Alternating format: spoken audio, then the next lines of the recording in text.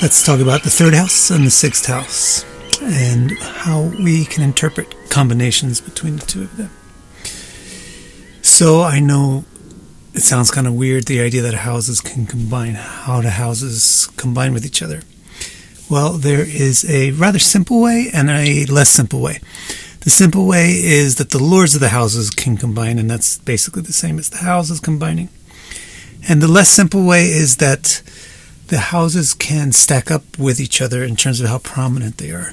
For an example of the first, the rather simple way, you could have the third lord in the sixth house, or the sixth lord in the third house, or the third and sixth lords joining somewhere, or the third and sixth lords mutually aspecting each other. And those are examples of combinations between the third and sixth house that we're going to talk about in this video. The other way, the less obvious way, is by stacking up in terms of prominence. So in other words, if your sixth house is your most prominent house and the third is the next most, then they're going to work together, or vice versa, etc. So most people who know the rudiments of how to read a chart can easily look at a chart and see things like if the third lord is in the sixth house.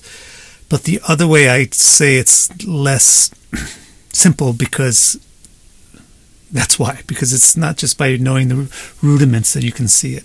You have to be able to calculate and figure out which house is the most prominent and what the order of the prominences are. In order to help you with that, I have a report called The Houses of Life, which you can get at my website. And one of the key things in there, actually it's a small part of the report, but it's actually kind of one of the most important parts in there, although it's small, is a DNA code, or a sequence of your houses in terms of how positively prominent they are versus how negatively prominent they are, or how non-prominent they are. When the numbers are on the left, they're positively prominent. When they're on the right, they're negatively prominent. And when they're in the middle, they're not prominent. Knowing that code helps you a lot to figure out what houses are working with which. So if you want to get that, go to my website. The link is on the screen, and also there's a direct link in the description below, and you can order that report. So today we're going to talk in length about what it means if you have the third and sixth houses combining. And in order to talk about that, we first have to make sure that we know what the third house represents and what the sixth house represents. And that's also interesting in and of itself. So the third house is the area of the sky that's on the eastern border of the underground quadrant. The sky is divided into 4 quadrants: east, west, up and down, or above and below. The lower, the underground quadrant, has the third, fourth, and fifth house in it. The third house is the eastern side of that quadrant. And so everything about the third house, everything that it signifies, is based on that geographical fact. So since the underground quadrant signifies the inner self and the things that are on the internal drivers and motivations of our life, and since the east represents tangibility and self, the third house basically, or at its root, signifies our feelings towards ourself and what we want to achieve and get for ourselves, and also our ability to make things tangible and manifest. So those are the 2 backbones, really, of what the third house represents: the ability to tangibly manifest, and the desire, or what we want to tangibly manifest for our own sake. So this is why the third house is the house of skill or talent, because it's all about ability. This is why the third house is the house of strength, because the ability to take something inside and make it real is the ability to assert a desire or a wish or an opinion and make it have an actual effect. That's what the eastern border of the underground is all about. And assertion or force is the essence of strength, and it causes people to develop strength. Again, this is why the third house is considered the house of willpower or bravery or discipline, because it also affects not just physical strength, but emotional strength as well. And also the reason why the third house is considered the lust house or the passion house or the ambition house is because we're talking about the eastern side of the underground quadrant. So we're talking about what we want for us, what I want. That's what the third house is all about, what you want for you. And so that's passion, that's ambition, that's lust. Also, this is why the third house is very individualistic and has a huge bearing on individuality, because it's about what I want. It's the I focus.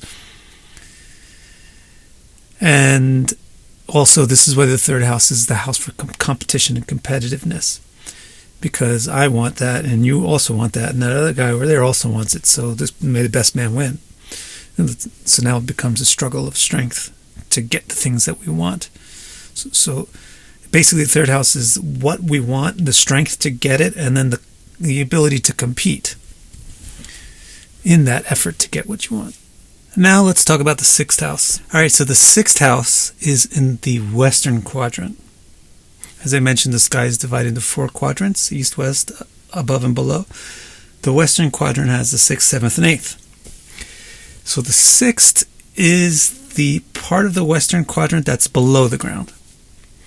So it's the part that's supporting the anchor of the western quadrant, the 7th house. It's supporting the western horizon. So that's what it symbolizes. That's what it signifies. It signifies everything that supports the west. Well, the west basically has 3 strands of things that it signifies, because this is where the sun sets. So it signifies other people, not the main person of the chart, but the other people. The sunrise is the thing which becomes visible. So the east signifies the main focus of the chart, and the sunset signifies the other people. The sunrise signifies birth, and so the sunset signifies death. That's the second main strand of meaning of the west. And then the sunrise makes things visible and tangible, and so then the sunset makes things invisible or intangible. So everything about the sixth house has something to do with one of these 3 basic meanings, either supporting other people or supporting death or supporting intangibility. So this is why the sixth house is the house for work and duties and chores, the things that we must do to support other people. Really, we don't particularly benefit from these things, but they're the things that we owe other people, we have to do for other people. And that's why this is the house of debt. The sense of being indebted or indentured or being servile or servitude towards things. So it's also the house of service. And also, since it's the house of supporting others, it's people that support others as opposed to people that support you. So the sixth house has to do with enemies. People that aren't your fan, people that aren't your supporter, in fact, people who support other people. And it also has to do with thieves or people who work against you. They're working in their own favor, or they're working for somebody else's favor, not for yours. So those are 3 important things about the sixth house. It's the house of work, it's the house of debt, it's the house of enemies. That's all because it's supporting the West. So it means it's being supportive of others. The second strand of meaning in the sixth house is that it's supporting death. So this is why the sixth is the house of illness or disease. Disease leads to death. And the sixth house has the most direct effect, especially or particularly upon gastrointestinal health, because of where the sixth is located physiologically from the head down, starting at house 1. It puts it in the stomach and the intestines.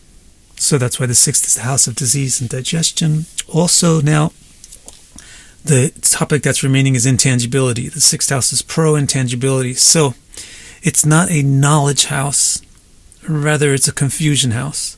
It doesn't help things become clear and tangible and realizable. It helps things become unclear and intangible.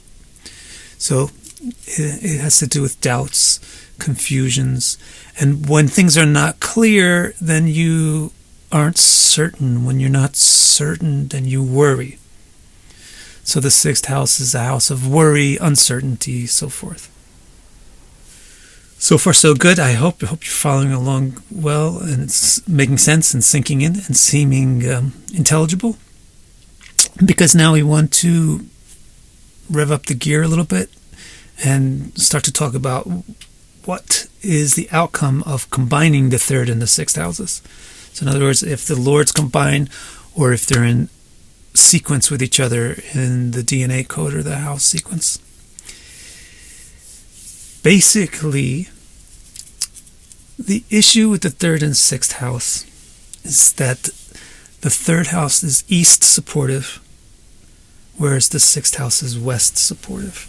Besides that fact, the third and sixth have quite a similar nature to them, in that neither one is particularly nice or fluffy or soft. They're both hard and tough. But their fundamental nature is one points east and the other points west. And what does that mean in simpler language or more obvious language? It means one points towards self and one points towards others. So there is a fundamental clash between the third and sixth house, which is the reason why classic texts, when they talk about combinations of the third and sixth, they don't tend to like it very much.